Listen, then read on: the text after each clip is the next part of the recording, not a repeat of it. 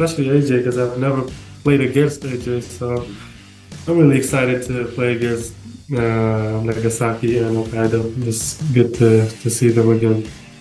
Okay, we're gonna mark our calendars for that to be able to see that big matchup between you and AJ. In terms of your health, how's your injury status? Oh yeah, I'm healthy now. That's good. We hope you stay healthy for the rest of the season.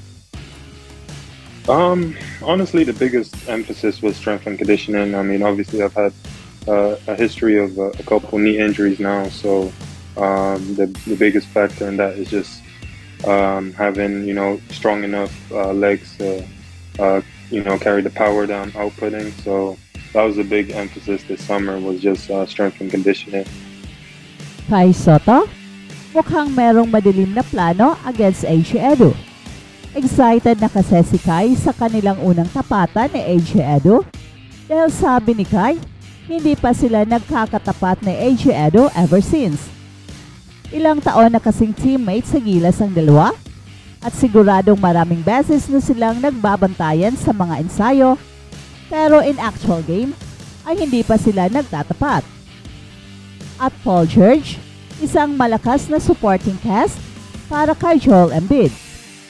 Well, yan ang ating pag-uusapan in this video at ang exclusive interview ni Kai Sotto at AJ Edo. Pero bago yan, ay meron muna tayong pag-giveaway. Hey, hey, hey! Attention mga kapatrol! Get ready for an epic giveaway!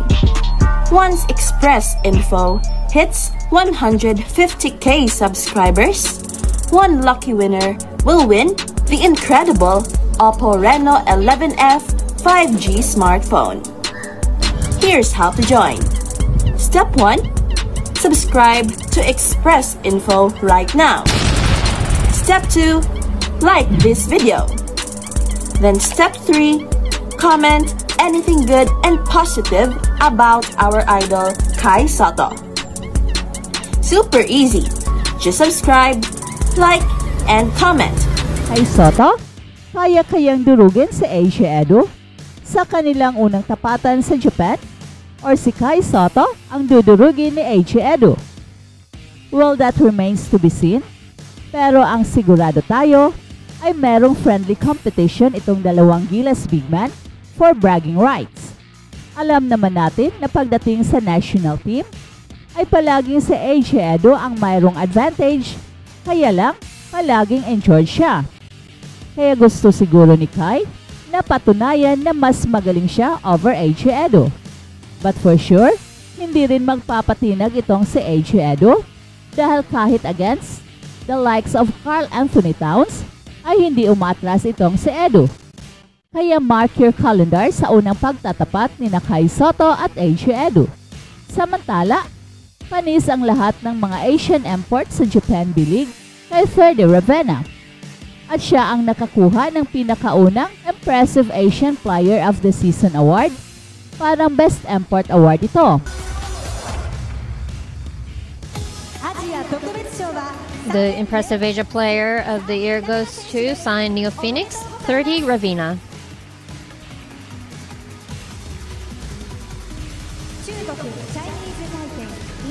All the players who have nationalities from China, Chinese Taipei, Indonesia, Philippines, and Korea are all essential players of the B-Leagues.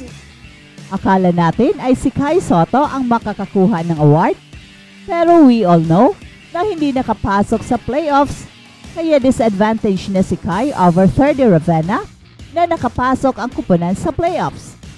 Congrats, Fede Ravena, ang pinakaunang Pinoy Asian import sa Japan, and it is just fitting na siya rin ang nakakakuha ng unang award para sa mga Asian imports.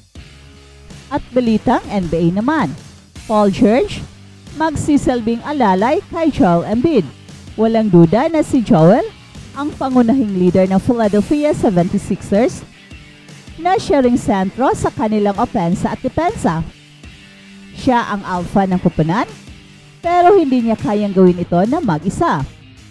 Kasama niya ang co-leading men na sina Tyrese Maxey at ang bagong salta na si Paul George na parehong malaki ang maitutulong sa kanilang kampanya para sa kampyonato. Si Tyrese Maxey ay nagpakitang gilas nung nakaraang season ay patuloy na umaangat bilang isa sa mga pinaka-promising na young stars ng NBA. Bilang dating player ng Los Angeles Clippers, inaasahan na magbibigay ng karanasan, leadership at versatility itong si Paul George. Gayunpaman, dahil bagong dating siya sa Philly, malamang na si Tyrese Maxey pa rin ang magiging pangalawang haligi ng kupunan, habang si Paul George ay magiging solidong alalay kay Joel Embiid. Bagamat si Paul George ay kilalang scorer at two-way player, kailangan muna niyang mag-adjust sa sistema ng Sixers, at ang pagdating niya ay magdadala ng dagdag na firepower at depensa, pero ang kanyang pangunahing papel ay suportahan ang kanilang MVP na si Joel Embiid. Sa kabila nito, ang Dynamics trio na sina Joel Embiid, Tyrese Maxey at Paul George ay magbibigay ng bagong anyo sa opensa ng Philadelphia 76ers. Dating top guy ng mga pinanggalingang team si Paul George sa Indiana Pacers, Oklahoma City Thunder at sa Los Angeles Clippers. At noong nakarang season, nag-average si Paul George ng 22.6 points, 5.2 rebounds, 3.5 assists sa loob ng halos 34 minutes per game. Bida pa rin ang number 3 option. Hindi na nga lang sentro o focus ng team, pero pag kailangan ang kanyang skill mula sa tres o sa depensa, ay magdi-deliver ito si PG. 4-time All-Defensive Wing si Paul George na mainam sa catch and shoot sa tres noong 2023-24 season. Kakayaning mag-adjust ni Paul George kahit pangatlo siya sa billing. Nagawa na niya ito sa tabi ni Russell Westbrook sa Oklahoma City Thunder at kay Kawhi Leonard sa Los Angeles Clippers. Pero kahit support lang siya, naging 9-time All-Star itong si Paul George, at kapag maging swabe ang kanilang trio nina Joel Embiid at Tyrese Maxey sa Philly, maraming pahihirapan ang kanilang kupunan. Sa Sixers, kahit pangatlo siya sa billing matapos kina Joel Embiid at Tyrese Maxey, hindi magiging problema para kay Paul George ang ganitong sitwasyon. Sanay na siya sa ganitong setup at alam niya kung paano maging epektibo kahit hindi siya ang focal point ng opensa. Ang kanyang leadership at kasanayan sa playoff ay mahalaga para sa kupunan, lalo na't ang Sixers ay nakatuon sa pagtahak ng mas malalim na playoff run. Si Paul George ay isang 4 na beses nang napabilang sa All-Defensive Team na nagpapakita ng kanyang husay sa depensa ng mga pinakamagagaling na players na kalaban. Ang kanyang versatility ay malaking tulong sa sistema ng Philly na kilalang umaasa sa spacing at floor stretching para bigyan ng space itong si Joel Embiid sa loob.